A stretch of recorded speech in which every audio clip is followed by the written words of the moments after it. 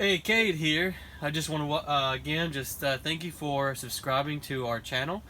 And today we're going to be taking a old frame hutch that we kind of found in the back of the yard. It's been discarded, and we're in the process of getting a couple of small bunnies. And so we're going to actually take what you already have lying around and change it up, make it much more conducive for the little bunnies that we're going to be having.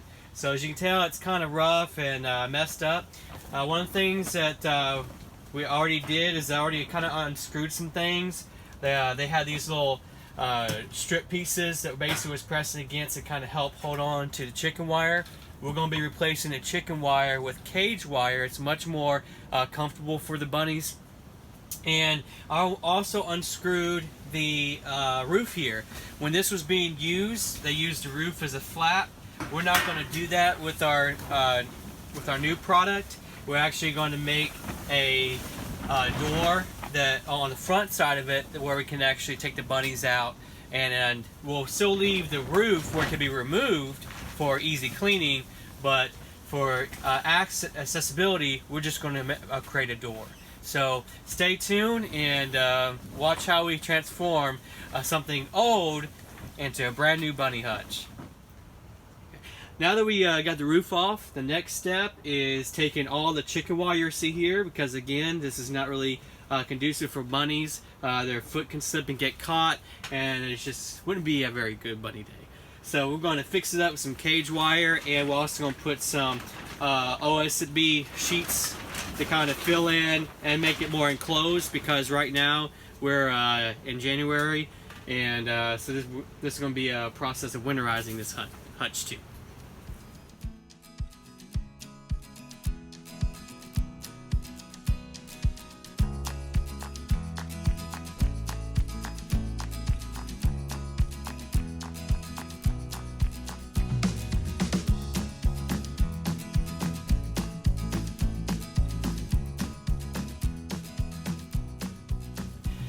Alright, so we have the chicken wire all taken off to where we're down to the bare frame.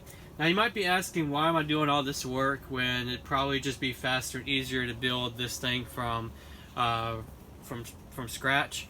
Well, the whole point of this particular bunny hutch that we're building is we're using scrap products that we've had from past projects. So we're actually not putting any money, any additional money into this project. So this is more or less to give you an idea of the possibilities that of how to build a bunny hutch when you're kind of hurting for some money. The other thing too is here at the frame, there are some things that we're going to need to replace, such as this piece right here. Luckily, it had additional strips that were attached the wire with. We're going to turn around and use those to reinforce this, because we won't need these when we put the cage wire in. We're actually just going to use staples. As you can probably see here, the bunny hutch is really filthy and dirty, so we're going to go and just kind of spray it down and brush it a little bit. Yes, it is wood. We are going to use water, but it's been in the elements for over a year now. One simple washing is not going to cause it to deteriorate any more than it already has. So last thing to want to bring up is that yes, we're building a bunny hutch with this, but it is a temporary bunny hutch. These do not fit the measurements of a permanent hutch or a rabbit housing. So we're just building this because we're picking up some baby bunnies, and we're just going to hold them in here temporarily until we build their permanent housing. So stay tuned.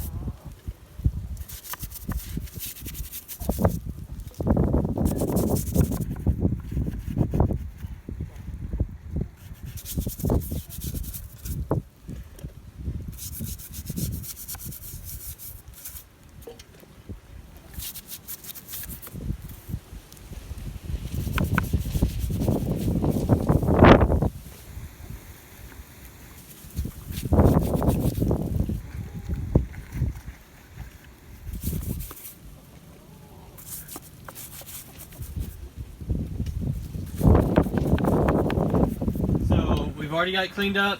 We just replace this piece here. Now this is weak wood, it's old wood, so it is splitting a little bit, but we're going to be reinforcing everything with OSB, so I'm not really that worried about this particular thing. And again, to emphasize, this is a temporary housing.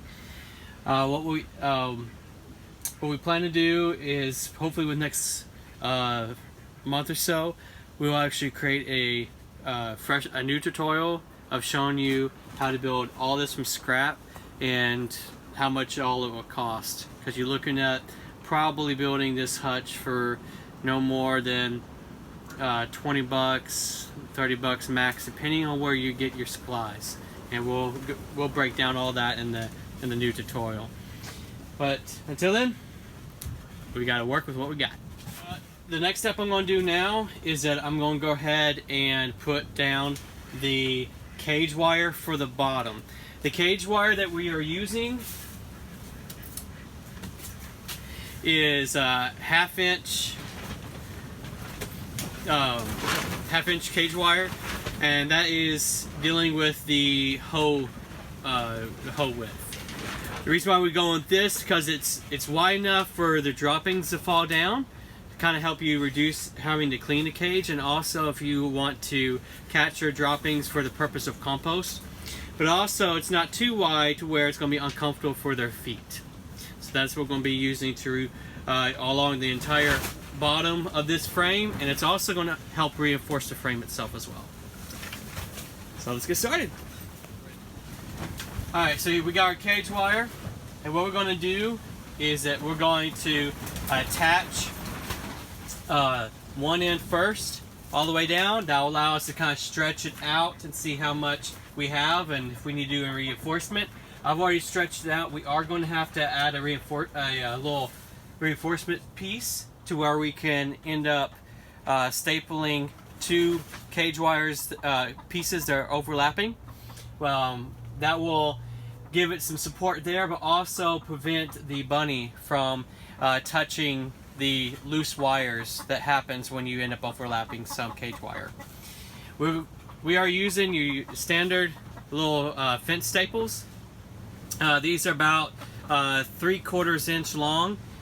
I'm not sure what gauge they are, because again, we're using materials that are already available around the house.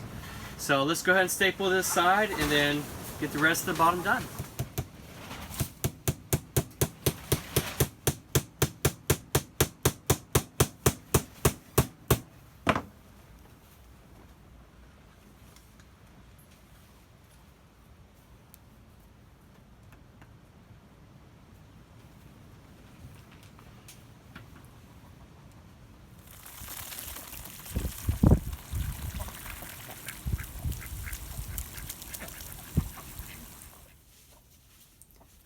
Alright, so we've already cleaned the frame. We put the bottom wire on, and we had to overlap it because we were short, and we put a reinforcing strip in so that stays secure. Next, we're going to line the sides with leftover OSB that we have from past project. Now, this is where it's going to be more like a Frankenstein kind of an experiment here. Because the pieces are not exactly uniform. So our goal is to fill in the gaps between the horizontal pieces of the frame and actually attach the OSB to the vertical supports to enclose as much of this as possible while still allowing areas where ventilation can happen. So stay tuned, see what happens.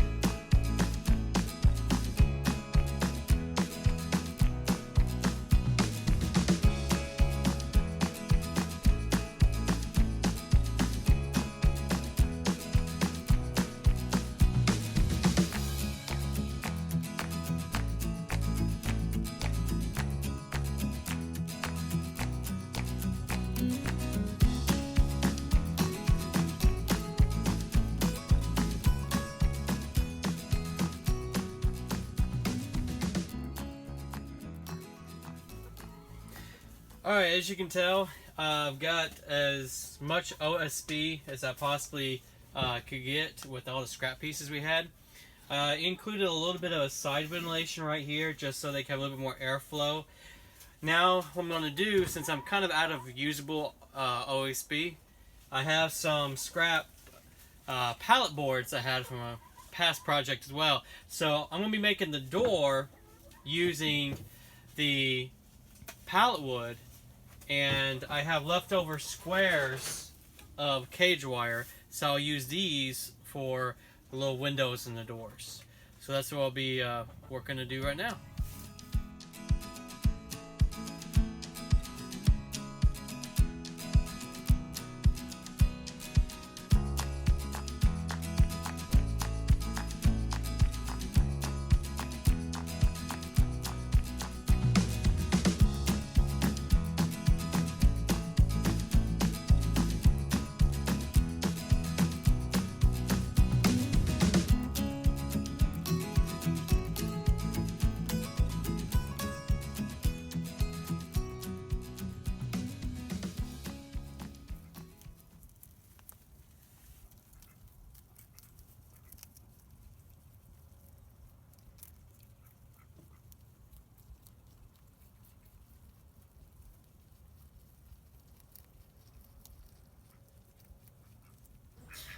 Alright, so due to some technical difficulties and the fact that we kept losing light, we went ahead and finished the hutch, but I will go ahead and explain kind of what we did.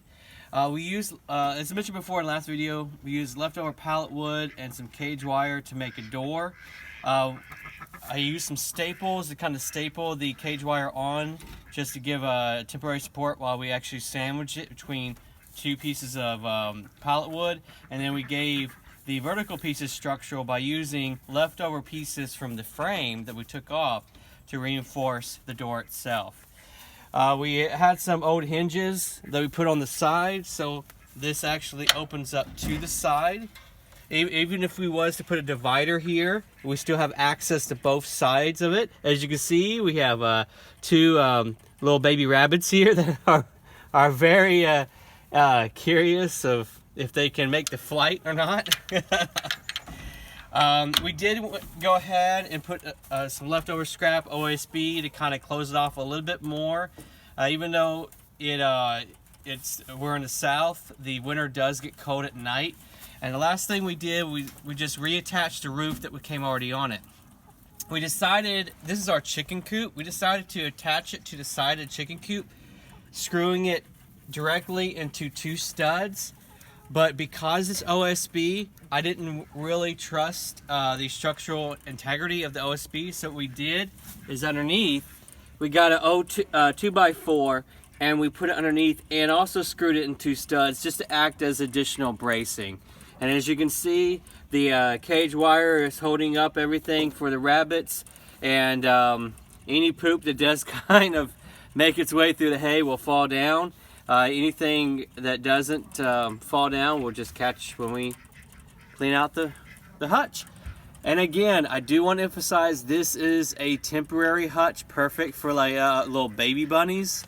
But when they get a little bit older, they're going to need more room, and you want standardized sizing for the hutches. You can find that anywhere on the internet. It's typically 24 wide by 32 inches. Depending on the size of the rabbit. They need to at least be able to make 3 good hops inside their own cage, whether in a circle or from one end to the next, to make the perfect size. So until next time, we'll see you then.